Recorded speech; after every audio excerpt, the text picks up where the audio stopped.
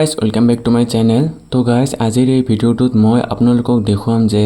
আপোনাৰ যেটো আধাৰ seeded account মানে আধাৰৰ লগত আপোনাৰ যেটো একাউণ্ট লিংক থাকে বেংক একাউণ্ট হেতু আপুনি কেনেকৈ চেঞ্জ কৰিব পাৰিব যেনে মানে বহুতৰে আধাৰত বেলেগ একাউণ্ট থাকে যদি কাৰোবা পোষ্ট পেমেন্ট বেংক থাকে আৰু হেতু মানে চেঞ্জ কৰি SBI দিব বিচাৰে বা পাঞ্জাব বেংক দিব বিচাৰে এটো কেনেকৈ কৰিব লাগিব এটো মানে আপোনাৰ নিযুত মইনা আঁচনি আৰু বাবু আসনিৰ কাৰণে ইম্পৰ্টেন্ট হয় ইয়াত চাওক যে লিখা আছে আধাৰ নম্বৰ তো ইয়াত আপোনাৰ আধাৰ নম্বৰটো দিব তাৰ পিছত চাওক দিয়া আছে 12 নম্বৰত আধাৰ সিডেড একাউণ্ট নম্বৰ তো ইয়াত আধাৰৰ ৱেবসাইটত যেটো আপোনাৰ বেংক একাউণ্ট মানে লিংক হৈ আছে সিডেড হৈ আছে হেতু বেংকৰ একাউণ্ট নম্বৰ তাৰ পিছত IFSC কোড আৰু আপোনাৰ নেম বেংক নেম ব্ৰাঞ্চ এইবোৰ দিব লাগিব তো হেতু কেনেকৈ চেঞ্জ কৰিব লাগে আৰু যদি আপুনি হেতু আধাৰৰ লগত লিংক কৰা নাই কেনেকৈ কৰিব মই এইটো ভিডিওত ডিটেইলকে দেখাম তো ভিডিওটো স্টাৰ্ট কৰো ওকে তো প্ৰথমে আমি চেক কৰিম যে আধাৰৰ লগত কোনটো একাউণ্ট সিডেড হৈ আছে মানে DBT হৈ আছে তো ইয়াৰ কাৰণে প্ৰথমে আমাক গুগল ক্ৰোম ব্ৰাউজাৰত সাৰ্চ কৰিব লাগিব মাই আধাৰ তো মাই আধাৰ সাৰ্চ কৰাৰ পিছত প্ৰথমে ইয়াত যেটো ৱেবসাইট আপুনি চাইছে এটোত ক্লিক কৰিব ক্লিক কৰাৰ পিছত ইয়াত সব লিখা আছে ওয়েলকাম টু আধাৰ তো ইয়াত যেটো লগইন লিখা আছে আপুনি এটোত ক্লিক কৰিব লগইনত ক্লিক কৰাৰ পিছত ইয়াত সব দিয়া আছে এন্টাৰ আধাৰ নম্বৰ ইয়াত যেটো আপোনাৰ আধাৰ নম্বৰ হয় আধাৰ নম্বৰটো লিখি দিব তাৰ পিছত যেটো ক্যাপচা আছে ক্যাপচাটো আপুনি সেমকে লিখি দিব লিখি দিয়াৰ পিছত যে লিখা আছে লগইন উইথ OTP আপুনি এটোত ক্লিক কৰিব ক্লিক কৰিলে OTP আহিব তো OTP টো দি আপুনি লগইন কৰি লব লগইন কৰাৰ পিছত এতিয়া আপুনি ইয়াত চাওক লিখা আছে বেংক সিডিং স্ট্যাটাস তো ইয়াত যেটো লিখা আছে বেংক সিডিং স্ট্যাটাস আমি এটোত ক্লিক কৰিম এটোত ক্লিক কৰিলে আপোনাৰ আধাৰৰ লগত যেটো বেংক লিংক হৈ আছে যেটো কয় DBT আপুনি এটো চাব পাৰিব তো ইয়াত যেটো আপুনি চাই আছে হেতু হল ইন্ডিয়া পোষ্ট পেমেন্টস বেংক তো এইটো আপুনি চেঞ্জ কৰি যদি SBI বেংক বা যদি আপুনি পাঞ্জাব বেংক দিব বিচাৰে তো এইটো আপুনি কেনেকৈ কৰিব এতিয়া মই আপোনাক হেতু দেখাম তো ইয়াৰ কাৰণে গুগল ক্ৰোম ব্ৰাউজাৰত আপুনি সাৰ্চ কৰিব NPCI সাৰ্চ কৰাৰ পিছত ইয়াত সব প্ৰথমে যেটো লিখা আছে ৱেবসাইট আমি এটোত ক্লিক কৰিম নেশনাল পেমেন্টস কৰ্পোৰেচন আমি এটোত ক্লিক কৰিম এটোত ক্লিক কৰাৰ পিছত এটো সাইটটো ওপেন হোৱাৰ পিছত ইয়াত যেটো লিখা আছে কাস্টমাৰ আপুনি ইয়াত ক্লিক কৰিব ক্লিক কৰাৰ পিছত ইয়াত চাওক লিখা আছে ভাৰত আধাৰ সিডিং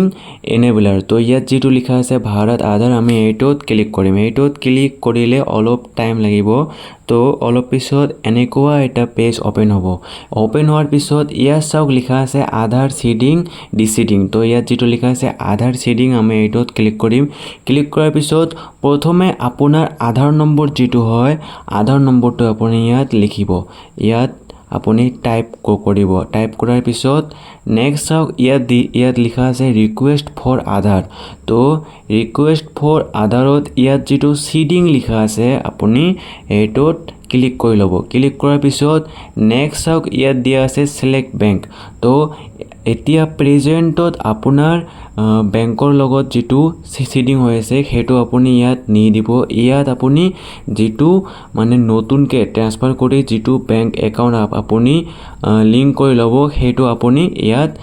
সিলেক্ট কৰিব তো মই ইয়াত SBI সিলেক্ট কৰিম সিলেক্ট কৰাৰ পিছত নেক্সট চাওক ইয়াত দিয়া আছে সিডিং টাইপ তো সিডিং টাইপত ইয়াত একেবাৰে থাৰ্ড নম্বৰত যেটো লিখা আছে movement from one bank to আদাৰ বেংক এটোত আপুনি ক্লিক কৰি লব ক্লিক কৰি লোৱাৰ পিছত আপোনাৰ যেটো একাউণ্ট নম্বৰ হয় একাউণ্ট নম্বৰটো আপুনি ইয়াত টাইপ কৰি দিব টাইপ কৰি কনফাৰ্মত গৈ আকৌ আপুনি ইয়াত ৰিটাইপ কৰি লব কৰি লোৱাৰ পিছত আপুনি স্ক্ৰল কৰিব স্ক্ৰল কৰি ইয়াত যেটো লিখা আছে বাই সাবমিটিং আপুনি এটো টিক মাৰি লব লোৱাৰ পিছত যেটো ইয়াত নম্বৰ দিয়া আছে ক্যাপচা এটো আপুনি ইয়াত টাইপ কৰি দিব টাইপ কৰি দিয়াৰ পিছত নেক্সট ইয়াত যে লিখা আছে সাবমিট আমি এটোত ক্লিক কৰিম তো সাবমিটত ক্লিক কৰাৰ পিছত ইয়াত চাওক লিখা আছে টাৰ্মস এন্ড কন্ডিশনস এটো আপুনি স্ক্ৰল কৰিব স্ক্ৰল কৰি ইয়াত যে লিখা আছে এগ্ৰি এন্ড কন্টিনিউ এটো আপুনি ক্লিক কৰিব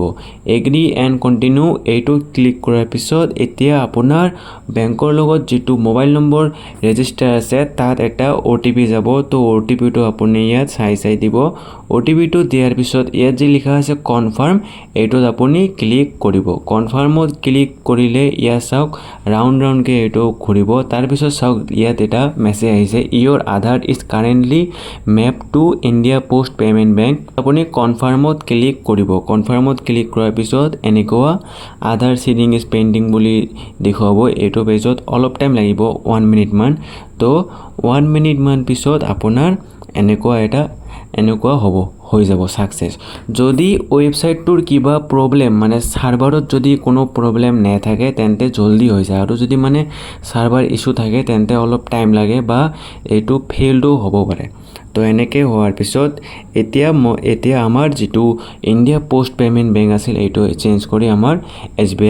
SBI একাউন্ট হৈ গল তো এতিয়া মই আকৌ আপোনালোকক দেখুৱাম যে এইটো হল নে নাই তো